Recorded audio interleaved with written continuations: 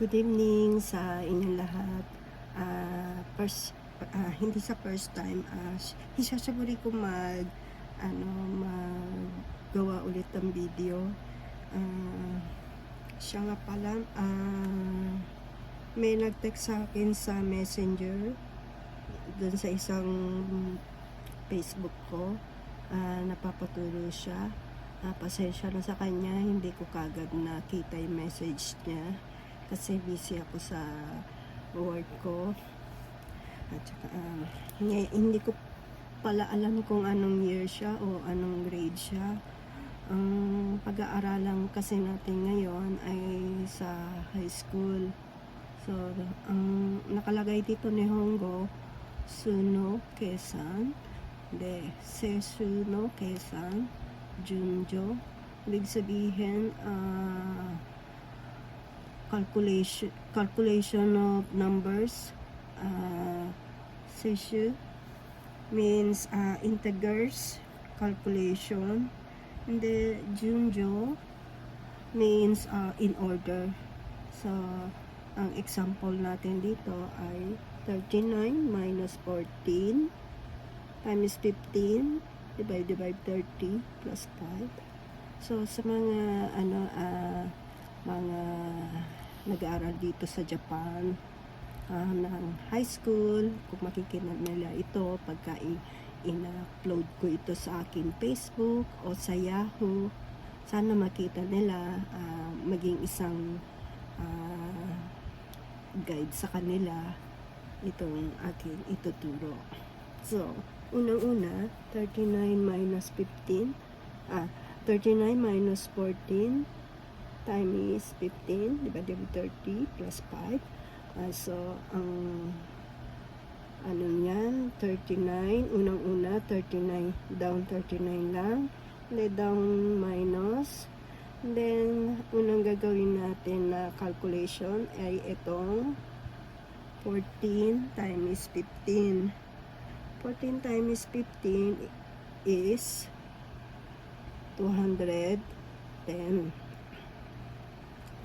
210, then down divide 30, then down plus 5. Ngayon, ito na naman, down 39 lang tayo, and then minus, down minus, then susunod naman natin gagawin is 210 divided by 30. So, 210 divided by 30, ilan? 7. So, plus, down, plus 5. Down lang muna siya, no? And then, so, ang susunod is, ito naman, 39 minus 7 is 32. Then, down plus 5. So, the answer is 37. Katayin eh.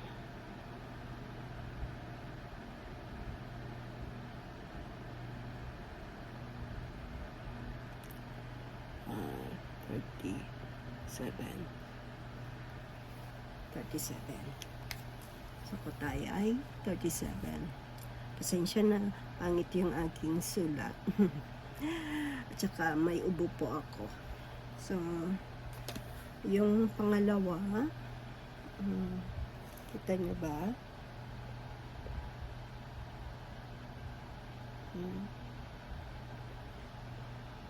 Kita nyo ba siya? Masyado madilim.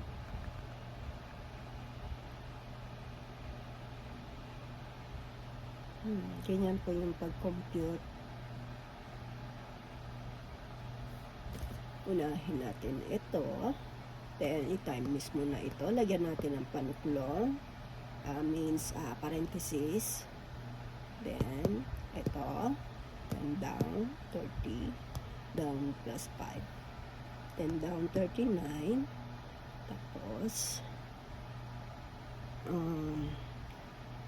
210 divided by 30. Ang answer is 7. As down 7. Down 5. Then, equal 39 minus 7 is equal 32. So, plus 5, 37.